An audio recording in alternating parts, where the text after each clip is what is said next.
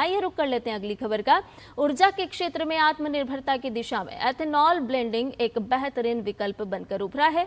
इससे न केवल कच्चे तेल के आयात पर निर्भरता में कमी आई है, बल्कि पर्यावरण के लिए नुकसानदायक कार्बन उत्सर्जन भी तुलनात्मक रूप से कम देखने को मिलता है।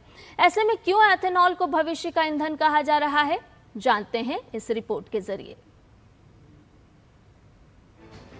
पिछले करीब एक दशक में भारत ने ऊर्जा आत्मनिर्भरता के लिए परमाणु ऊर्जा और ग्रीन हाइड्रोजन के क्षेत्र में कई कदम उठाए हैं। इसी तरह के प्रयासों में एक और पहल है पेट्रोल में वैज्ञानिक आधार पर एथेनॉल की ब्लेंडिंग।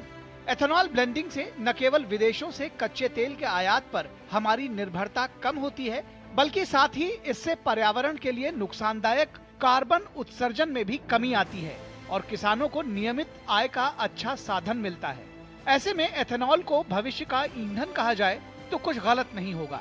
भारत में एथेनॉल बनाने की पूरी प्रक्रिया का वैज्ञानिक आधार पर परीक्षणों के जरिए पालन होता है। एथेनॉल को फर्मेंटेशन और इंडस्ट्रियल प्रोसेसिंग के जरिए बनाया जाता है, जिससे इसके गुण पूरी तरह बदल जाते हैं।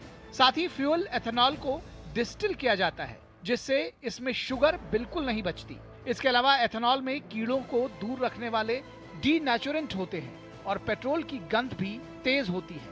वहीं एथेनॉल ब्लेंडिंग से पहले फ्यूल की क्वालिटी से जुड़े कड़े नियमों को पूरा करना जरूरी होता है। साथ ही एथेनॉल का ऑक्टेन नंबर लगभग 108 RON सामान्य पेट्रोल की तुलना में काफी अधिक होता है, इसलिए इसे उच्च प्रदर्शन वाले इंटरनल कंबस्शन इंजनों के लिए एक बेहतरीन ईंधन घटक माना जाता है। उच्च ऑक्टेन संख्या के कारण एथेनॉल समय से पहले होने वाले अनियंत्रित दहन को रोकता है, जिससे इंजन अधिक सुरक्षित और सुचारू रूप से काम करता है। इसके अलावा एथेनॉल उत्पादन में बहुत अधिक पानी की जरूरत भी नहीं होती। एथेनॉल प्लांट में प्रति लीटर एथेनॉल के लिए सिर्फ 3 से 5 लीटर प्रोसेस्ड पानी का इस्तेमाल होता है और आधुनिक distillery zero liquid discharge system पर चलती है, जिसमें पानी को रिसाइकिल करके इस्तेमाल किया जाता है। वहीं एथेनॉल का एक बड़ा हिस्सा अब मक्का जैसी फसलों से आ रहा है, जिसमें सिंचाई की जरूरत सीमित होती है। दूसरी तरफ एथेनॉल दूसरे जीवाश्म ईंधनों के मुकाबले पर्यावरण को भी तुलनात्मक रूप से कम नुकसान पहुंचाता है। आंकड़ों के मुताबिक एथेनॉल के चलते भारत में कार्बन डाइऑक्साइड उत्सर्जन में करीब 9.3 करोड़ मीट्रिक टन की कमी दर्ज की गई है। साथ ही वैज्ञानिक अध्ययनों के अनुसार E20 ईंधन से कार्बन मोनोऑक्साइड और अधजले हाइड्रोकार्बन जैसे प्रदूषकों में भी कमी आती है। इसके अलावा विदेशों से कच्चा तेल आयात करने के बजाय एथेनॉल ब्लेंडिंग के चलते भारत पिछले करीब 12 वर्षों में 1,90,000 करोड़ रुपए की विदेशी मुद्रा की बचत कर चुका है।